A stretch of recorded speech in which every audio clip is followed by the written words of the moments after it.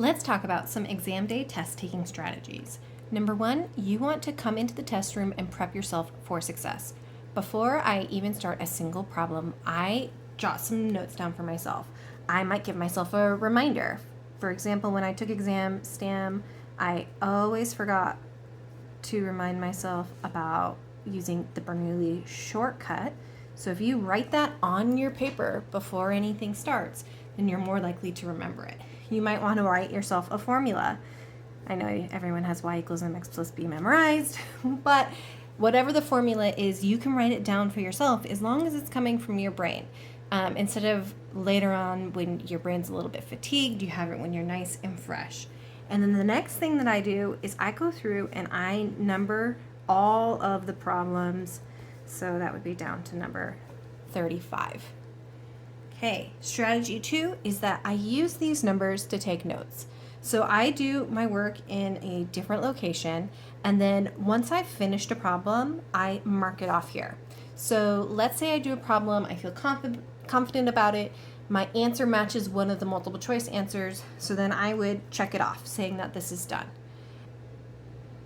If I come across a problem that I think I know how to do, but when I get to the final answer, it doesn't match one of the multiple choice answers, first thing I do is I re-punch everything into the calculator just to make sure that it wasn't a button problem.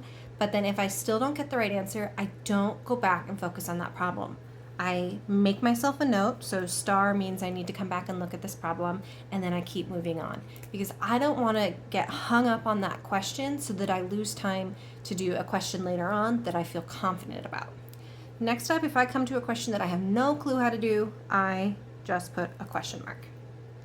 So the next tip that I have is to keep organized. When I'm actually doing my problems on my scratch paper, I don't just write it like crazy. I actually write out the problems very neatly so that when I come back later, I can actually see what I did for my work. So after you've gone through the entire exam once, you'll go back and look at all the starred items, and having this be nice and organized will allow you to do that. And then after I've done a second pass and I've gone through all the starred items, then I'm going to go through the question mark items. First thing I'm going to do is see if there's any way that I can narrow it down. I might not know how to do the problem, but I might be able to narrow it down to 2 options or to 3 options, and that's significantly going to increase the likelihood that I get the point there. And then in the last 5 minutes of the exam, I make sure that I have an answer down for every single question, even if I just am randomly guessing, because it's better to have a random guess than to leave it blank, because who knows, you might earn those points.